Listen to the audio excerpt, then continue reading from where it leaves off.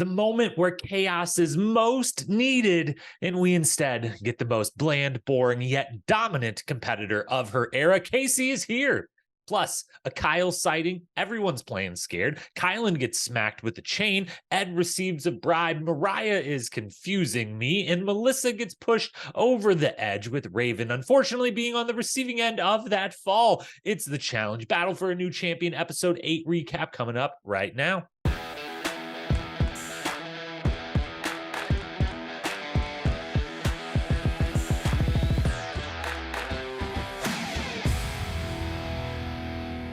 What up, my fellow challenge lovers? Welcome to The Challenge Historian, where we dive deep into all things MTV's The Challenge, past, present, or future if it's happening in the Challenge universe. We are here to document it. I am your host and dedicated Challenge historian, Jacob Hollabaugh. Thank you so very, very much for being here with me on this Thursday morning. We're coming to you the morning after the episode airs, a bit later than usual to fill you in. Last night, about 4 or 5 o'clock in the afternoon, I'm finishing up work. I'm gearing up for hopefully a great episode of The Challenge. And our little puppy Bodie Bear he's looking a little sickly. He's not looking the best. And we decide we have to take him to the vet. We call the vet. Guess what? They've got a 7 o'clock appointment. Guess what time the challenge starts here in Central Time Zone? 7 o'clock. So we were taking care of the little guy. Thankfully, we'll report Bodie feeling great. The meds are already working their magic, a little allergic reaction, something of that nature. We're not exactly sure what happened. We just know he's getting better. He's feeling better. And that I didn't get home to be able to watch the show then until about 9:15 or so. And then by the time it was over, it was just looking like bed sounded a lot better. It's been a busy week around Challenge Historian HQ here. So we hit the hay. We're up early. We're going to get this episode out for you. Obviously, we are here for B-Fank episode number 8. Quick programming reminders, and we'll dive right into the episode. I know, you're already like, hey, you're coming to us a few hours late. You might as well get to the show. I know. So quick programming reminders, B-Fank hopefully every Wednesday night, Thursday morning, worst case for the rest of the season. Holiday schedule doesn't seem like it's going to impact this at all, or being able to record for the season that I guess is just going to roll right on into the new year and a long time to come. We might be talking about B-Fank come next Christmas and holiday season. Okay, that's what it's kind of looking like right now. Survivor, we were back with last week's episode. We had missed one 2 weeks ago, Tony and I. That was on me, as I have said repeatedly. So all upset folks can point their anger towards me and not Tony. But we were back last week, and we will be back this week. I think we're going to try to schedule or record on Saturday evening right now. So you can look for that Saturday evening, Sunday morning, and finish out your weekend with a little Survivor recap. Other than that, agenda for this podcast, same as usual. I will say with this episode, there were some boring elements to this episode as far as the strategy goes. So this recap may include a few more high-level thoughts than normal versus the nitty-gritty detailed run-through of the episode, but there's still plenty to talk about. There was plenty that piqued my interest or piqued the historian brain in me. So lots to discuss. Let's dive in. B-Fank episode 8. Here we go. We start with the opening house segment, as we always do, as the show always does. And unfortunately, this one, not all that entertaining, gotta say. Jay was at least the only person, and sadly, I thought it was a signal of where the episode direction was going to go, that they were going to maybe start playing a little smarter and a little less scared and boring. And, we get this moment with Jay being the one of his little group of, I don't even know who all was sitting there at the time. He's thinking smart. The rest of that group is not. Emmanuel just wants revenge. He wants Big T and eventually Kyland. Michelle is too sad to think straight in this opening moments. Asaf and Olivia want Melissa over Big T, but still ultimately want the two of them. Jay's the only one who's like, hey, would anyone like to... Zara's not in our alliance, and she's the best runner here. That's at least, something different, something that makes a little more sense competitively. And no one's hearing any of that. And unfortunately, we hear none of that the rest of the entire episode. So a little misleading open there. Big T calls Kyle. That's fun to see Kyle, fun to see little baby crew. So enjoyed that, but nothing, super interesting or exciting comes of that other than just Big T and Kyle are enjoyable folks to spend some time with. So it was an enjoyable little call and segment of the show. And then the final thing we see is Ravyn and Zara vibing clearly. And this will come up later, more later. We're obviously going to talk about Ravyn a bit later, as she's a part of probably the biggest part of the episode. But this little moment between her and Zara is the third or fourth time this season that we've seen her in one-on-one scenarios with people. Seems just super cool, lovely, enjoyable to be around. Everyone likes her. And but then, somehow in the group setting, she's kind of always the one that's pointed to as either has done something wrong or is like the pariah in some way or something or other. I don't know. I like Ravyn, and we'll talk more about that in a little bit. Then we get to the daily challenge, the one that was alluded to in last week's Next Week On, where we were like, wait, there's going to be a tug of war over chains. That seems really dangerous. It does turn out to be a little bit dangerous, but it wasn't quite just a tug of war over chains, and no one was actually chained together. So it wasn't exactly what we thought it was going to be, but what it was an absolutely fantastic daily challenge, fantastic game. This concept obviously used a lot in the world of the challenge, most notably and over with Not So Fast. This is not so fast the way, Kyland is like, I have a little experience with this. Adjacent, certainly similar strategy, obviously the same structure of the game of make a big mess and then go, replace each other and see who can get the mess undone the quickest. But it is exactly the same as the concept that Jay and CT did on Total Madness, which we then, get to hear about quite a lot. That's not Jay's fault. That's, producers continue to ask him, get as many sound bites about that as possible, and then using them 4 or 5 times, I think, that they use them. So that's not on Jay. Anyone that, was like me, my initial feeling is like, Jay, okay, we get it. You beat CT the one time. We know. Couple references are well deserved. You beat CT, for crying out loud. We could probably calm down once we get to the 4th or the 5th reference, but again, that's not on him. That's the producers and the editors doing that. I still want them to draft teams. That's one of the few things I didn't, I love the setup of the game. I love the game in general. I'm down for the team. I actually like teams a decent amount in the individual seasons. I'm okay with it with this many people left, half of them being safe, especially in this season where they're not 100% safe. They could still, the chaos could be pulled in the arena. I still want to draft teams though. I know that takes up a bunch of camera time, which probably cuts something else that I would like to see in the episode, but I just think it's more interesting, especially with this huge alliance that couldn't like all be on one team. And there would be some wrinkles of who do we pick? Where do we station people? Whatnot. So I would like to see that. It's a Women's Day. So if you're not going to let them pick teams and it's just going to be quote unquote random production, putting them together, don't put Big T and Melissa on the same team. Now, if you don't put them on the same team, does that then guarantee, hey, this is the way the house is going? If they're not on the same team, one of them guaranteed is up for elimination and that person is going to be picked. Yeah, that is true. And if you put them on the same team, if they win, obviously they're both safe. And that would have been probably the best case scenario for drama and interesting strategy having to take place in this episode. But I just think split them up. If you're picking the teams behind the scenes anyways, split them up. And then the contest itself, winning the chains was kind of the deciding factor. Jay was correct in the end, I think, of like the chains are going to take a bit longer to take apart, regardless of not quality, than the ropes will. I actually wish, and it, was it interesting to see the big fight over the chains? Yes, that's compelling. It scared the hell out of me. I thought someone was going to get a lot more hurt than, ultimately Kyland does get hurt eventually, but I would have kind of liked them, as interesting as it is fighting over the resources and like, what are you going to value the highest to go get? I kind of wish that they would have each had their own piles that were completely the same and they had the same resources to work with. And I'm kind of more interested in that mental puzzle than I am in the like fighting for the resources. But that's probably a little, they don't get the tug of war over a chain between both teams, which is probably the most compelling visual footage they have of this daily challenge. So I think they probably went the right direction. I was just kind of leaning towards my interest lie in the other, where they both have the same materials to work with and how they use them is the deciding factor. We get 2 leaders on these teams. Jay takes the lead on one side, Kyland takes the lead on the other, but they take the lead for very different reasons. Jay takes the lead. yes, they both are the ones that we're told, have experience with something related to this, but that's once they take the leadership role, that's an easy thing to put in via confessional, which is what they do, and build the story a little more. Jay takes the lead though, because he is comfortable. Kyland takes the lead because he is not comfortable. Jay takes the lead because he knows if we lose, I'm not in trouble. My group's got me. I'm as solid can be in this game, no matter what. I can take this risk. There isn't a risk for me. There's only possibly reward.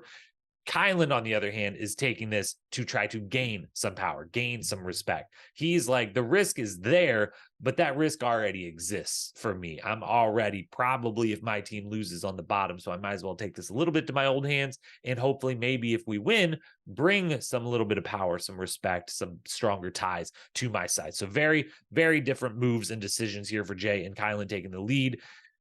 Kyland ultimately, they barely lose. This is a very close in the end, but it does seem like Kyland, I know it's what they make it look like, and maybe it's true, maybe it's not, maybe it's partially true. I think it's at least mostly true. He took a long time on the ropes and kind of was the only one working on, like, you guys just bring all the stuff over and I'll kind of do some stuff over here. And it seemed like he overthought it just a little bit, and that little bit of overthinking and time is kind of what costs them in the end. So the orange team wins, and with them winning, and Big T and Melissa being on the losing team, and TJ announces it is in fact a Women's Day, we officially know where the rest of the episode is headed. Now let's talk about the house in the club segment, the first half of the long segment back at the house between Daily and Arena. Melissa and Big T want to know exactly who voted for them, who on that winning team was pushing for Melissa, and ultimately they know eventually, well, Big T will be the second part of this. They've got to know. They've just got to know. And I totally understand wanting to know, and I get immediately asking someone in the moment, but I also think they should be experienced enough in the game, and they should have, this is now the second or third week in a row where this is the reality they're living in within this house. This is the situation they find themselves in, that they need to realize it doesn't matter right now in this moment who did. It doesn't matter. We don't need to push. We don't need to ostracize ourselves even further from folks by the few folks who we could eventually down the road maybe swing back onto our side by being so forceful, so aggressive about, like, we need you to tell us all of your information. We won't take no for an answer. Moriah just stonewalls them with a smile on her face. And, I think is the right strategy in that particular moment, probably from Moriah. But Big T and Melissa just need to give it a day or two, wait it out.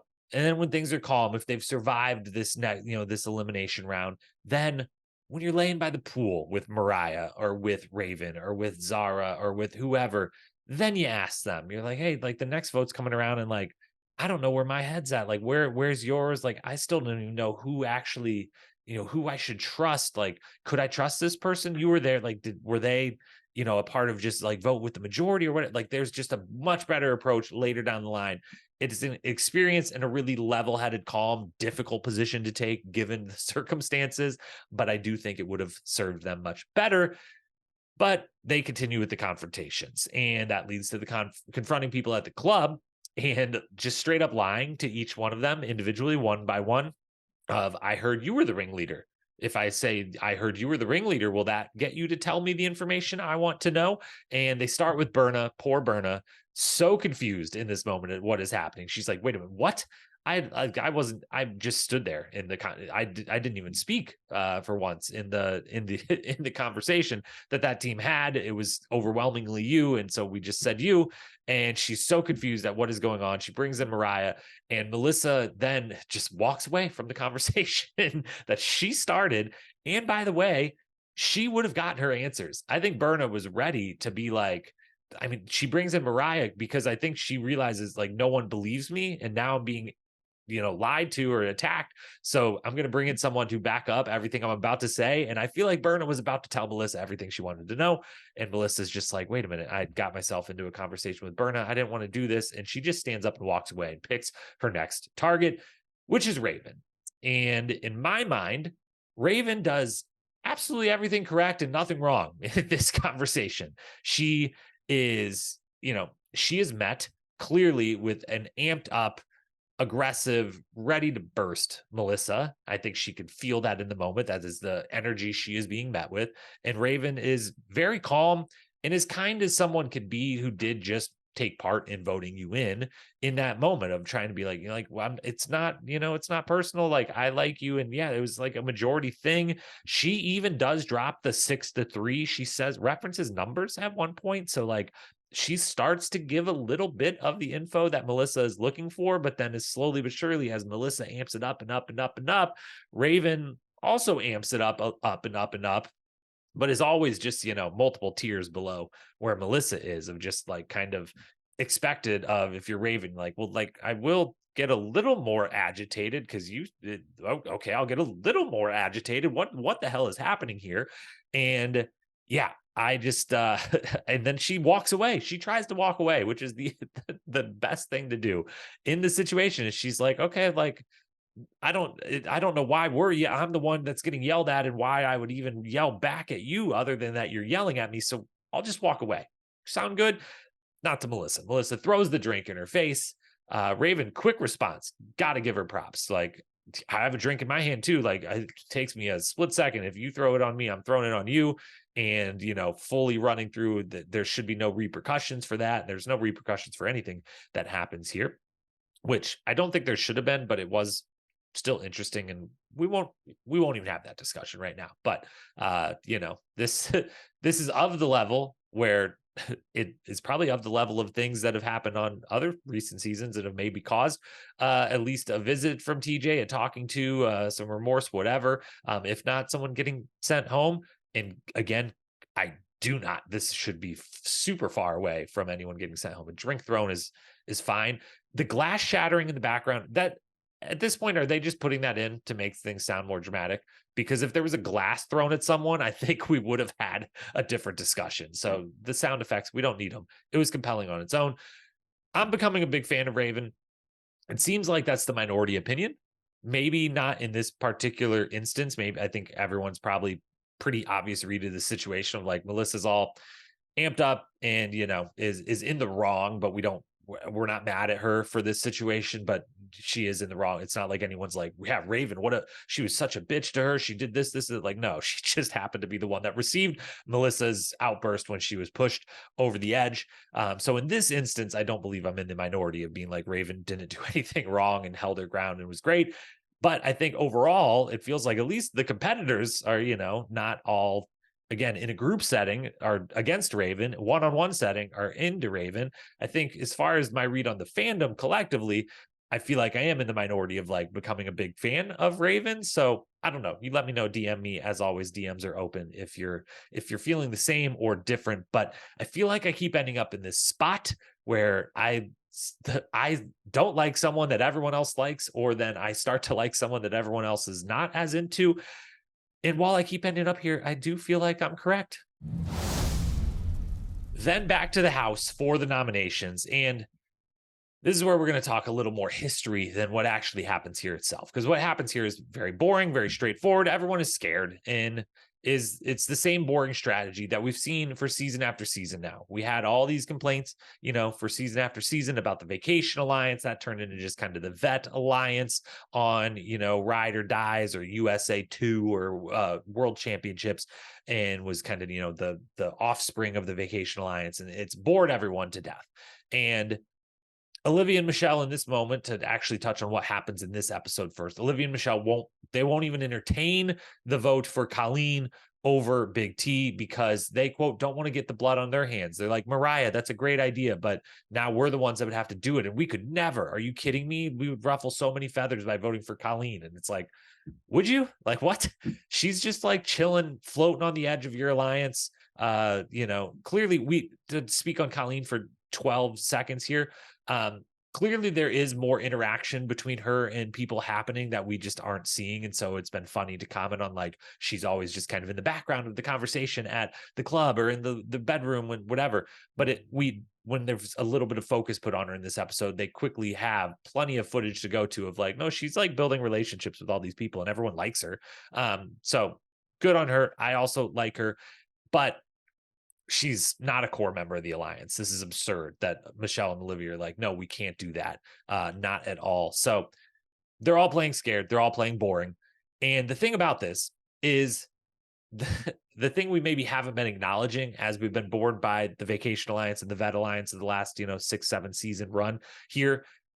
The game has always and will probably forever been played this way, but it has always been played this way because it's obviously the way to play the game. It's a way to get to the end is to have the biggest alliance and never waver from it. And you and all your friends get to go to the end and you're the cool kids for that season. And everyone else has to suffer through elimination after elimination. And maybe one of them will eke out at the end and be there at the end with you. And you'll awkwardly have to act like you're friends when you all cross the finish line, but you're really not. That's how the game is played. And it is the way the game should be played as far as wanting to get to the end.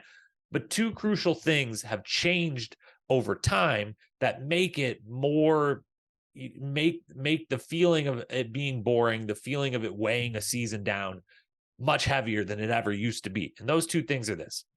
One, the game is so much more focused now on the strategy being the backbone of the show, the gameplay, the sneakiness, the strategy. That is now the backbone of the show, the way it is, kind of always been the backbone of Big Brother or Survivor. Now it is the backbone of the challenge and has been for some time. And when that's the backbone of the show, and it's boring and straightforward and obvious, then the season becomes a little more boring and straightforward and obvious versus when it's one part of the show, sure, but it's not the backbone. It's not what we're reliant on. Then it's fine if that's boring because it's one of the pillars, not the only pillar holding things up. And the second thing is then that goes hand in hand with it. The cast isn't as interesting or entertaining. And that's not to say they aren't interesting or entertaining and that I don't like almost all of them, because I do. I think if you listen to this show, you know that I do. And I still obviously enjoy the show a great deal and love this season. This is the first episode where I've felt any of this particular season. But, War of the Worlds 2 was a super one-sided affair until the very end, but it wasn't. We were just super entertained by all the personalities in the matches and some of the arguments that went down and everything that happened. Dirty 30 trilogy. Major alliances, all three of those seasons, running each one. Johnny Bananas built his entire challenge legacy off of the couple early exits were because he wasn't in that big majority, couldn't create that big majority of just his friends around. And all of his wins came on mostly seasons where he did have that big majority to bring together and kind of just power run the game with the group that was always winning. The dailies always had the power. And especially when you look all the way back, the first 15 seasons of this show were actually the worst it probably ever was, as far as it just being a popularity contest and one big group having a majority and being the cool kids and just, kicking everyone else to the wayside and going to finals together. It happened more so in more dramatic fashion, honestly, in the first 15 seasons than it does anything that happens now. They just also, again, it wasn't the backbone of the show at all back then. It was, the show was like a side product. This was the real world basically, but we happened to have to play the games and vote someone out at the end. Like, it was not the backbone. It was barely even one of the pillars of the show in certain seasons. They had drama, they had fights, they had mess, they had life lessons. And they also had the weird other element is that the friendships were so genuine and deep. And, everyone felt so comfortable that the one person who became the odd person out, it was so freaking personal that it became super compelling. Like, think of Katie is a great example way back in the day. Like, she was kind of in the group with all of those people, but then became the one person in the group that they're like, yeah, but you're disposable. And how compelling that ends up being. And Katie becomes, this iconic figure for having to suffer through that role within the show. So the shows have always been like this. It's just more accentuated in our face now that the strategy is accentuated and in our face. And so when it's boring now, the whole show feels to take on that tone versus just a part of the show takes on that tone. And it's why the final point on this casting is so important. I've referenced this season all the time and why the casting is important, but I'll do it again here. Fresh Meat 2.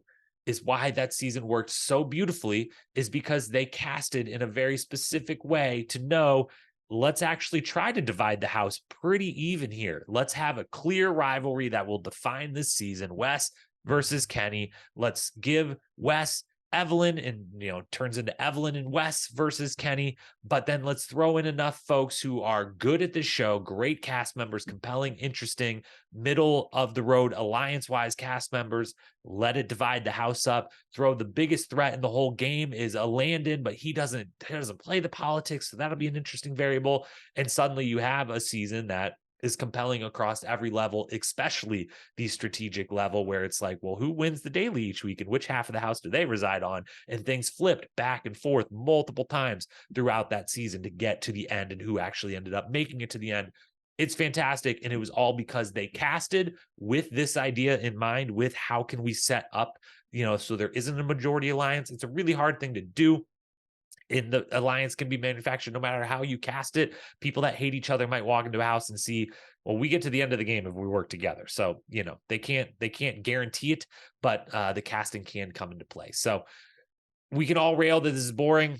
2 episodes from now, when Melissa and Colleen are just thrown in on the next women's round, it's going to be boring. We'll say it's boring then, but we have to acknowledge it's never not been like this. It's just that we're kind of watching a different version of the show, which accentuates how much this can be boring. So then we're at the arena. Oh yeah, Big T was voted in. We didn't really mention that in the recap, but I think it's understood. She's voted in with Melissa. Funny bribes notwithstanding, her bribe to Ed was very good, and we'll talk about it in best moment because I really, really enjoyed that.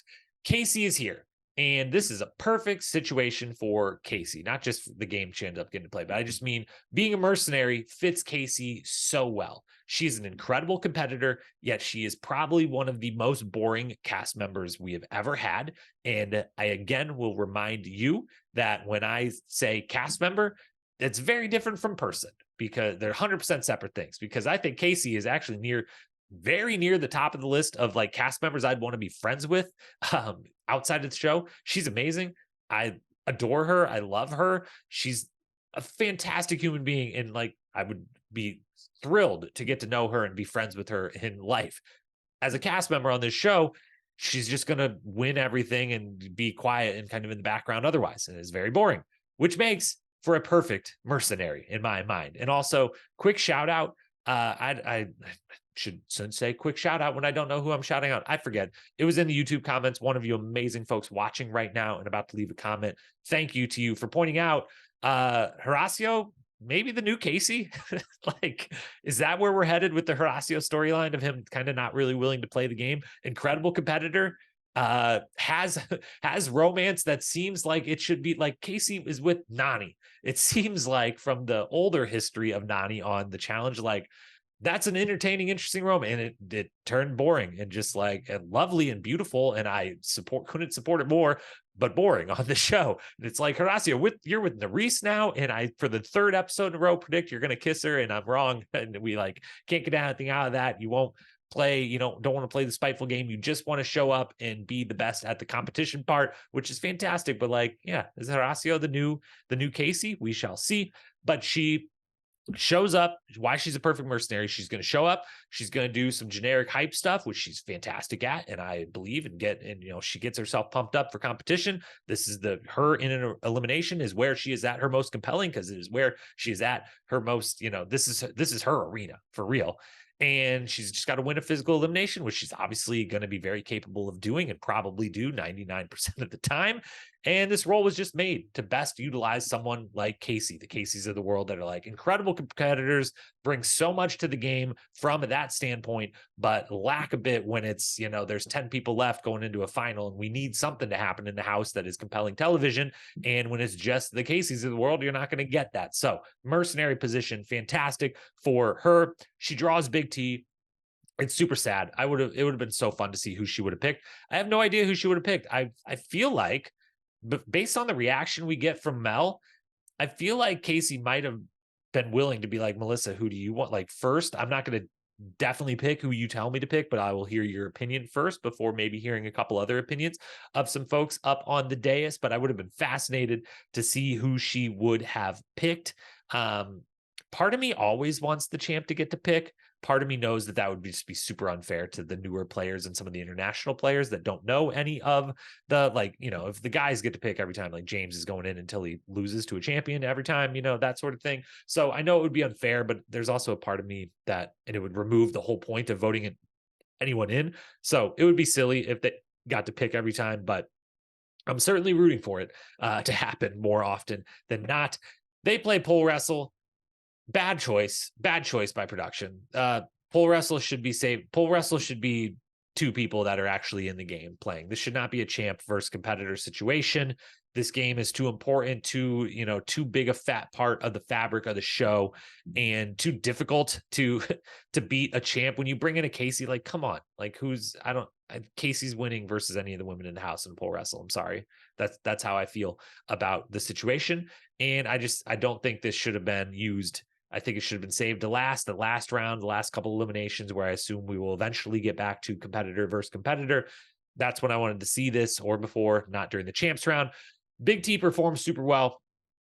Please believe me when I say everything that is said in this episode is very true about it. She is legitimately, like, she's just strong, flat out. Like, she is strong and has a lot of athleticism at this point in her challenge career. She has good strategy, I will also say, during this as well. Like, she has clearly watched a few pole wrestles in her days and knows the basic strategy of where to try to position, what to try to do. And I think she would have beaten a lot of the other women if this was a competitor on competitor situation. A lot of the other women in the house would have lost to Big T in this pole wrestle. All of that is true. I love Big T to death. I also think it's true that Kaycee gave her the second round. I think Kaycee wins this 2-0 if Kaycee's in the game, actually, and is not, there is the mercenary role. You could tell me otherwise. I don't know. That's what I believe to be true. And it led me to thinking, there was a part of me that when Kaycee lost the second round, I was like, I don't know, would Kaycee, like, on the sly let Big T beat her? Like, would she just do that? Would she be like, I don't want to lose my friend 10 grand. Like, okay, it's important, but it's not that important. Like, would any of the champions lose on purpose? Either outwardly clearly lose on purpose, or like kind of pull just to, like, after the fact, kind of a wink, wink, like, yeah, I wanted to make that look legit, but we all know what really happened. I don't think any of them will. I don't know. This is a situation where I maybe could have seen it happen because Kaycee's nice enough. It was a friend of hers and a beloved person like Big T. So it had all the factors that would take for it, but I think the reputation element, in 10 grand, still 10 grand. It's still nice to have, but the reputation element amongst all would probably win out. Maybe Tori's really nice. Tori, like, really, really will put her game and legacy on up for grabs to help out a friend or just an acquaintance even. So maybe Tori could be convinced, but probably not. And yeah, I don't think it's going to happen, but it would be interesting. TJ then says goodbye, says, I want to see you become a champion someday. I don't think we've ever heard CJ go there with that commentary. So that's pretty awesome and deserved for Big T. Love Big T. Gonna miss having her on the show. Glad that she says, not retiring again. I want to come back. I want to do this. I want to keep doing this. So hopefully we'll get to see more of her. And now it's just, as we referenced before, it's going to be boring. 2 episodes from now, Melissa and Kyland going to be voted in. It is what it is. Hopefully there'll be other dramatics that go down that make that episode not boring. Maybe these people will stop playing scared and we won't. We'll be wrong that it'll be Melissa and Kyland down there the next time that the women are up for grabs. But I do foresee that future in our future. Now for the awards best quote, a couple nominees here. Right at the beginning of the episode, Emmanuel's revenge, sweet revenge, as a response to someone saying, I'm so glad you're back, was just fantastic. And I continue to, again, I'm on the opposite of everyone. On Spies, Lies, and Allies, I wasn't anti-Emmanuel, but I wasn't like all in on him in Emmy the way a lot of the fans were. And now here I feel like fans are out on him, and I'm kind of like, I don't know, I'm actually interested and compelled by him as a cast member. Second nominee, just trying to stay calm and struggling to hold it together from Melissa after immediately prior to that have, I think, 3 different people in a row got to go fuck yourself. So loved that entire word vomit from her. Third one, I just don't like fake ass bitches. That's all. And I don't remember if Melissa or Ravyn said this. One of the 2 of them said it. Maybe both of them said it. I forget. I think it was Ravyn. It might have been Melissa. Either way, it was a great quote. But the quote of the episode, I'm going to give to TJ, who leads off the arena with Big T again. Really? And just like an open question to the whole dais. Like, love that from TJ. love that he's pointing out, like, I thought this would be more interesting than this when we put all these new fresh faces together, but I guess not. So TJ gets the quote of the episode. Good job, TJ. Best moment of the episode. The battle over the chain was pretty compelling. Tug of war with the chain, violent, dangerous, the whole thing. Very, very interesting. Melissa versus Ravyn, obviously the biggest moment of the episode, probably that throwdown. Drinks thrown in faces always are going to get you nominated, obviously, for this position. Third nominee, Big T bribing Ed. I just loved it. I'm just obviously Ed super fan over here, but I think everyone would agree that moments like that are just what he brings to the table and just really fun and enjoyable and goofy. And that's the moment of the episode for me, because you thought I was going to give it to Melissa versus Ravyn, and I'm not that predictable, everyone. So maybe I am predictable. I gave it to one of my favorites, Big T and Ed. And as for the episode MVP, Kaycee gets her honorable mention. She earned her honorable mention of the MVP. She did her job. I was entertained by her in this scenario. And again, think she works fantastic as a mercenary. Jay, Ed, Ravyn, Big T, Melissa is your top 5 for the MVP. Melissa's obviously bringing home that MVP title of this episode. As for the power rankings, slight shakeup. This has been the most fun power ranking season because it's so up in the air. I don't really have a lot to base much of this off of, and it seems to have switched week to week as much as it ever has before. We'll go women first this week. Nerys, Zara, Michelle, Ravyn, Olivia hold down the top 5. I do feel like there's a pretty clear divide right now. And I know Zara might eventually get targeted here, but I still just think she's in such a good position as far as if she makes it to that final, being in position. Nerys is just sitting the prettiest anyone's maybe ever sat in a challenge house. And I'm not talking about her looks in this instance. I'm talking about her position in the game. Just unbelievable, the position she is in. So they're at the top. Moriah, Berna, Kyland, Melissa, the bottom 4. Again, Kyland and Melissa, they're going into the next elimination. Berna will be right behind them. Moriah is now at least slightly positioned herself, more so even than Ravyn, of maybe being outside of the group, dominant group. So that's why she slides in there at 6th. And that is a big, she at least bounces back from where I had her at 10th last time. But otherwise, that list stays similar. The men's side, a bit of a shakeup. I've got Jay in first now. He just seems to have a solid grip. Prediction coming up, though, that may sway this. Emmanuel's in second, Ed's in third, Horacio's fourth. So that basically just reversed order of where I had it last week. Corey 5th, Asaf 6th, Kyland 7th, James 8th. And I just think James and Kyland are, as we get to the predictions here, going to be the next ones thrown in. Last week's predictions, I finally got a couple things right. I said Big T and Melissa would be back in, and that happened. I said chaining people up and running around leads to bad things. They weren't chained up, but I'm still giving myself. They were playing tug of war with a chain. Someone got hit in the face. It wasn't great. So it still counts. Horacio kisses Nerys. Said it had to happen. Said, of course it would happen. It's like the 3rd week in a row I've said it would happen, and it didn't happen. So yeah, we're going to just stop with that prediction, because I guess it's never going to happen. Predictions for this week, though. Referencing the power rankings, Kyland and James were at the bottom of the power rankings because I think Kyland and James are in the arena next on the men's day. I think Brad will be the champion. I'm scrapping. I was way wrong on the order. I thought this would happen. So now I'll go individual predictions here. I think Brad is the champ that comes in next week. It's, Brad or Darrell, because obviously CT is going to come last, but I'm going Brad over Darrell as who comes in next week. I think there will be new romance. Yes, we see a little of this start to happen in the next week on, so it's kind of cheating, but I also am reading the tea leaves online. There's been a lot of banter between this cast. This cast is a very online cast, which is a good thing.